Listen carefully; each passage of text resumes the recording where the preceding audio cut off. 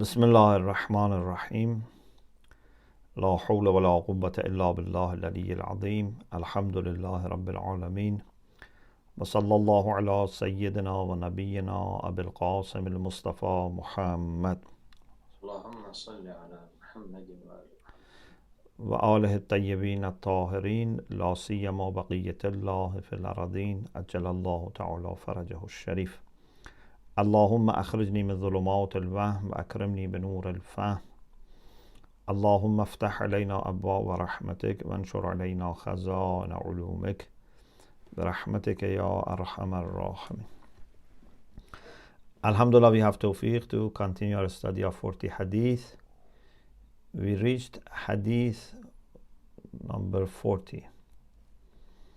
This is the last hadith.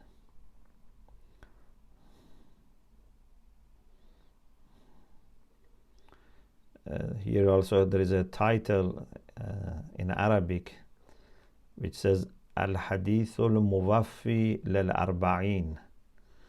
This is the hadith that completes number 40. So it's a special hadith. بالسند المتصل إلى الشيخ الأقدام والركن الأعظم Muhammad ibn Yaqub al-Kulayni.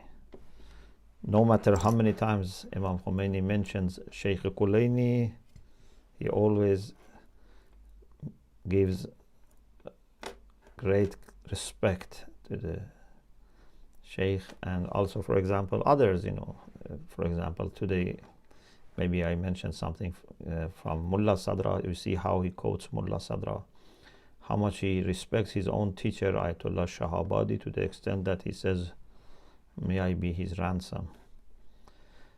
So through his own chain of narration to Sheikh Kulayni, that he calls Ash-Shaykh al-Aqdam wa-Rukn al-A'zam, the Sheikh who is the earliest one, maybe in the sense of priority, in the sense of knowledge, in the sense of being Sheikh for other scholars after him, and the greatest pillar, Muhammad ibn Yaqub al-Kulayni radiyallahu an Muhammad ibn Yahya an Ahmad ibn Muhammad an al-Husayn ibn Sa'id an al-Nadr ibn Suwaid an Asim ibn Hamid قال سئل علي بن الحسين عليه السلام عن التوحيد. Imam Zainul Abidin alayhi salam was asked about Tawheed. What is Tawheed? فقال, Imam alayhi salam said, maybe, I'm not sure, but maybe it was a question about also Surah Tawheed, not just Tawheed, but the text is an Tawheed. Imam alayhi salam said, إن الله عز وجل علم أنه سيكون في آخر الزمان أقوام متعمقون. Truly Allah subhanahu wa ta'ala knew, he has eternal knowledge, that sayakun, there will be in the end of time, aqwamun muta'ammiqun. In the series on globe before and after the advent of Imam Mahdi, I have explained that Akhirul Zaman is used sometimes in the sense of the period from advent of Islam or a little before that up to the end of the world. This is end of time, and our prophet is prophet of Akhirul Zaman. And sometimes it is used for a shorter period, and that is for the time of coming of Imam, or before that, a little before that. And both are correct, because when you have a line, suppose you have a line of 1 kilometer, the end of this line can be the last, say, 50 meters. It can be the last 5 meters. Both of them is end of this line. It has to be something much smaller than the whole line and occurring at the end. So this part ends with the end, but the beginning can be something different. But it has to be overall much less than the whole. For example, آخر اليوم. What is the last part of Saturday, for example? Last part of Saturday can be the last, for example, hour of Saturday. It can be the last half an hour of Saturday. It can be the last 10 minutes of Saturday. But it has to end with the end of Saturday. Here, Akhirul Zaman means the time close to the time of coming of Imam Mahdi Ajjalallahu Ta'ala Farajahu Sharif. So Allah knew that in the end of the time there would be some groups of people, some peoples who are muta'ammiq,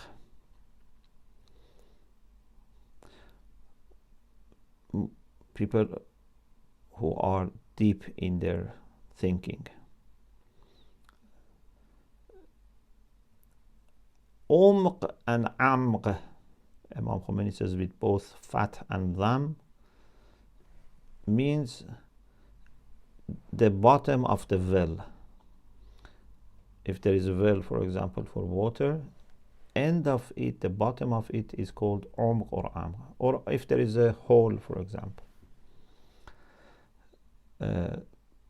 The mathematicians, he says, use it for depth. For the in measurement, we say, height. So for ideas, for thinking, also there is such a depth. Some people have deeper consideration, deeper study of the things. So Allah knew that in end of the time there would be peoples, some groups, that they are very deep in their thinking. فَأَنزَلَ اللَّهُ تَعَالَى قُلْ هُوَ اللَّهُ أَحَدٌ. Then Allah subhanahu wa ta'ala revealed, sent down Surah TAWHEED, Surah Ikhlas, قُلْ هُوَ اللَّهُ أَحَدٌ. وَالْآيَاتِ مِنْ سُورَةِ الْحَدِيدِ إِلَى قَوْلِهِ وَهُوَ عَلِيمٌ بِذَاتِ الصُّدُورِ. Ayat in the beginning of Surah Al-Hadid, which is the first 6 ayah of Surah Al-Hadid. أعوذ بالله من الشيطان الرجيم بسم الله الرحمن الرحيم سبح لله ما في السماوات والأرض وهو العزيز الحكيم له ملك السماوات والأرض يحيي ويميت وهو على كل شيء قدير هو الأول والآخر والظاهر والباطن وهو بكل شيء عليم هو الذي خلق السماوات والأرض في 6 أيام ثم استوى على العرش يعلم ما يلج في الأرض وما يخرج منها وما ينزل من السماء وما يعرج فيها وهو معكم أينما كنتم والله بما تعملون بصير له ملك السماوات والأرض وإلى الله ترجع الأمور يولج الليل في النهار ويولج النهار في الليل وهو عليم بذات الصدور. So, ayat of Surah Tawheed and these 6 verses that we recited from the beginning of Surah Al-Hadid are revealed because Allah knew that in end of time there would be people who would be very deep in their thinking. Then Imam continued, فَمَنْ رَامَ وَرَاءَ ذَلِكَ فَقَدْ حَلَكَ. Whoever then looks for something beyond that, is desiring something more than this, he would be destroyed. So this is the maximum. This sets up for us the boundaries. We should not go more than that. We should not attempt understanding Tawheed more than this. So this is the maximum, which, as we will say, it's very, very even difficult to grasp. And our ulama have said that this is something that is in need of volumes of tafsir for each surah of these two. So, few points about explanation of this hadith, about terminology, the words which are there. One of the things that we notice in this hadith is that it says, an Asim ibn Hamid qala qala su'ila Ali ibn al-Husayn. There are two qala here. We expect to be only one qala. Nadr ibn Suwaid narrates from Asim ibn Hamid that he said Imam Sajjad was asked about Tawheed. But here we have qala qala. Imam Khomeini says maybe there was a taqti, maybe something was there which is missing, or maybe the people who were writing this, they made a mistake and then they kept it the next ones because they wanted to be accurate, so they didn't change it. Or maybe the subject, we call it fa'il, is not mentioned, and it goes back to Nadr ibn Suwaid. Means Nadr ibn Suwaid said that Asim ibn Hamid said this. In any case, this part is before hadith starts. It's in the chain. Hadith starts with what Imam Zainul Abidin alayhi salam said, Inna Allah azza wa jalla alima. Regarding the word Tawheed, also he has a discussion. Tawheed, as you know, comes from Bab Taf'il. Bab Taf'il, fa'ala yufa'ilu taf'ilan, has one main meaning, which is ta'diyah. Sometimes a word in Sulasi Mujarrad is lazim, we take it to Bab If'al, or Taf'il for ta'diyah. For example, if it is Zahaba is lazim. Zahaba means went. But Azhaba means sent, is ta'd for ta'diyah. Bab Taf'il many times is for ta'diyah. But it has other meanings as well, side, secondary, not as often as ta'diyah. For example, sometimes it's for mubalagha, غلقت الأبواب. Or for example, قطعنا أيديهن. قطعنا by itself is muta'addi, to cut, but قطعنا means they cut badly their hands. One meaning is nisbat.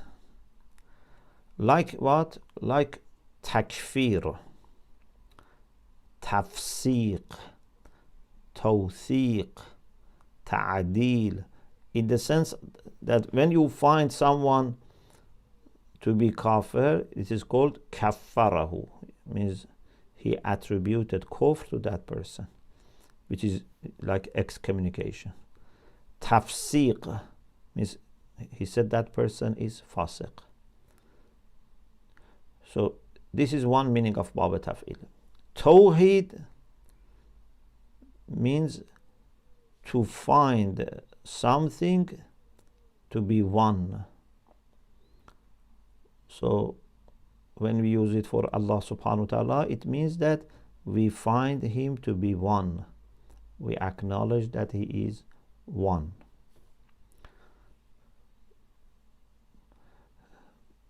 There are also other opinions, but this is very common for meaning of Tawheed. Some people have said it is like takthir, for like many times happening. So it means we want to put Allah subhanahu wa ta'ala in maximum oneness, for example, or maximum simplicity. One of scholars, he doesn't mention whom. He says بعضی از اهل فضل را رأی این بود. He doesn't mention whom, and there is no footnote also here that explains who was this person.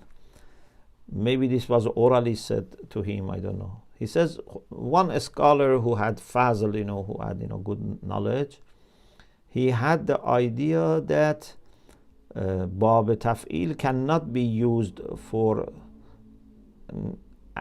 attributing something like we said takfir and tafsiq, although it is very commonly used. He had this idea that this is not something which is very authentic because it's not mentioned in, for example, Qamusul Lughah, this meaning.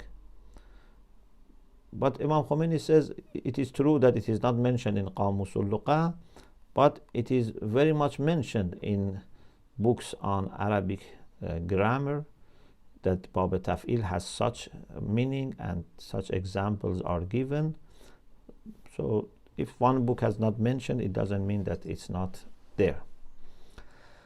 So Tawheed means to find Allah subhanahu wa ta'ala to be one, to believe that he is one. Mubahid is the one who says Allah is one, God is one. Then he explains about muta'ammiq. As I said, he says amq and umq means bottom of the well or a hole, and it is used for depth, it's used for height, in contrast to length and width. The third dimension is height. And a person who is deep in thinking, also they call him muta'ammiq. Here I thought maybe I should share with you, there is a second interpretation of muta'ammiqun which makes the whole hadith mean differently. People like Imam Khomeini, like Ayatollah Mutahhari, and many scholars have taken muta'ammiqun as a positive reference. Means these are people who are deep in thinking, muta'ammiqun, who come in Akhir al-Zaman, and because of them Allah has sent such deep verses of the Quran.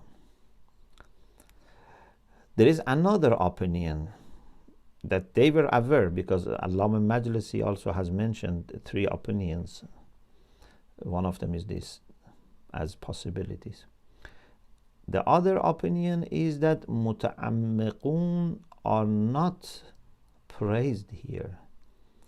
Muta'ammiqun are the people that unnecessarily try to understand everything and rationalize everything, and basically they do takalluf. They undertake something which is not necessary. If we take this interpretation, then hadith means that because Allah knew that in Akhir al-Zaman there would be people who want to dig into everything and have no limit in their inquiries and in their investigation and search. So Allah has sent these verses and set up the boundaries so that no one goes after these. In both cases, it means that these verses are the maximum and the deepest thing about Tawheed. But whether muta'ammiqun are people who are just deep, like our scholars in these centuries, recent centuries, mashallah, they have gone very much deep into the meaning of Tawheed, or it means people who are not very maybe religious, or even if they are religious, but they are too much rational, too much trying to understand something. In Ilm al-Akhlaq, we said the faculty of reasoning has a balanced position, which is hikmah. If it becomes extreme, then if you become too much rational, too much using your rational capacity, then you would never be able to make up your mind. You will remain in doubt. If you are not rationally reaching the balance, but by being too little in rationality, then you easily accept everything. So there is an spectrum between people who are not rational enough or people who are too much rational, which both are wrong because both are extremes. So there is such also interpretation that I thought I share with you, because you may come across this and then I didn't want you to be surprised. This is something mentioned, even Allah Majlisi mentions. We have some cases in our hadith in which muta'ammiq used for people who are too much rational and they try to understand everything. For example, maybe I can share with you, for example, this hadith that Imam alayhi salam says, Imam Ali alayhi salam says that al-kufru ala arba'i da'a'im, kufr has 4 pillars: ala ta'ammuq wa tanazu' wa zayg wa shiqaq. One pillar of kufr is ta'ammuq, means unnecessarily investigating everything. One is tanazu, to fight. One is zayg, deviation. One is shiqaq, maybe division. So this is also one possibility, but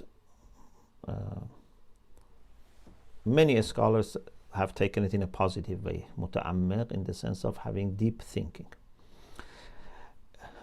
As I said, overall,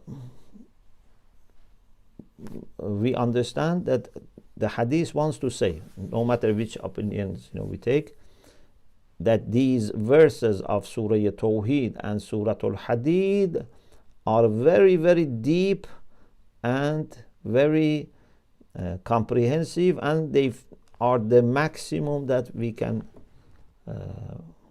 say about Tawheed, and even these we cannot understand completely. Vara فمن رام وراء ذلك. Vara also in Arabic is very much used. Sometimes it means behind, sometimes it means before. Sometimes it's for in front of something, sometimes it's behind something. And Imam Khomeini said it's one of azdad, so it has opposite meanings. But here means behind or beyond, we can say in English. This is what he says about the hadith. And then he says, in order to appreciate this hadith and taste some of the deep ideas in Surah Tawheed and Surah Al-Hadid, let us have a quick and brief interpretation of Surah Tawheed and 6 verses of Surah Al-Hadid. Of course, he says tafsir of such verses is beyond my capacity. And he says, how can in the religion of insaf, so if we want to follow fairness, he says, how is it permissible that someone like me engage in tafsir of something that Allah has sent for people who are deep and ulama who are muhaqqiq, who are trying to understand the truth very much. They go into the depths of the discussion. He says, Imam Baqir alayhi salam, according to a hadith which is in Tafsir Burhan, Al-Burhan fi Tafsir al-Quran, Imam Baqir alayhi salam, when he talks about As-Samad in Surah Tawheed, Qul huwa Allahu ahad, Allahu samad. When Imam talks about As-Samad, he says, لو وجدت العلمي الذي أعطاني الله عز وجل حملة لنشرت التوحيد والإسلام والإيمان والدين والشرائع من الصمد. If there were people who could carry knowledge that Allah has given me, I would have a spread, I would have bring out of As-Samad Tawheed, Islam, Iman, unity of God, Islam, faith, Deen, religion, all Shara'i from As-Samad. So these are like codes. These are things that there are lots of information put into them. You just need to understand how to decode. And then he quotes from Mullah Sadra. I told you there's a quotation from Mullah Sadra. He says, Janab Filsuf Kabir, respected great philosopher Sadrul Muta'allihin, about the verses at the beginning of Surah Al-Hadid says this. You know, Mullah Sadra, we had this before also. Mullah Sadra has a commentary on Usul al-Kafi. He was such a blessed person in his time. He has many books on philosophy, but also he has started tafsir of Quran, although it's not complete. And also he has commentary on hadith, and Al-Kafi. So Mullah Sadra says, please listen carefully. Mullah Sadra is a person who knows what he says. He says, these 6 verses that are referred to in this hadith, means 6 verses in the beginning of Surah Al-Hadid, each of them involves great gate of Tawheed, Ilm Tawheed wa Ilahiyat, about Tawheed and theology. And there are many things about Samadiyat and Rububiyat that if time permits and this world helps, a godly Arif, a theistic Hakim philosopher who has taken his knowledge from Mishkat of the Nubuwwah of the Prophet. Allahu nuru samawat wal ard mathalu nurihi ka mishkat. And from that Mishkat has taken his knowledge. if time permits and everything permits, there is no limitation of time, and he can just keep writing,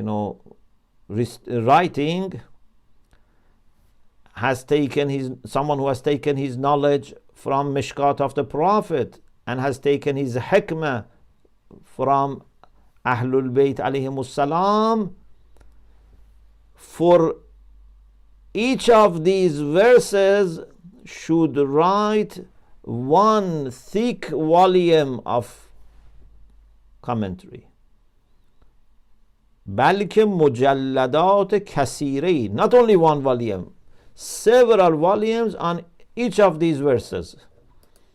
For example, هو الأول والآخر والظاهر والباطن وهو بكل شيء عليم. He is the first, he is the last. What does it mean? He is the outward, he is the inward. He has knowledge about everything. Al-awwal wal-akhir wal-zahir wal-batin. So Imam Khomeini says, when someone like Mullah Sadra says this, how can I get engaged in commenting on these verses? So he says, people like me are not able to come into this field, into this race. But we have a rational principle, در سنت عقل, in the tradition of aql, that if you cannot do something completely, at least do as much as you can. ما لا يدرك كله لا يترك كله. If you cannot do something 100%, do part of it. Of course, this is if doing part of it is useful, because there are things that if you cannot do all of it, doing some of it is not useful. We are not talking about those things. We are talking about the things that each portion is also very useful, but of course if we can complete it, it's better. For example, we cannot feed all hungry people of the world, but do as much as you can. Don't say because I cannot feed all of them, there is no benefit. Every one single person that you feed is beneficial. As much as you can, you must do it.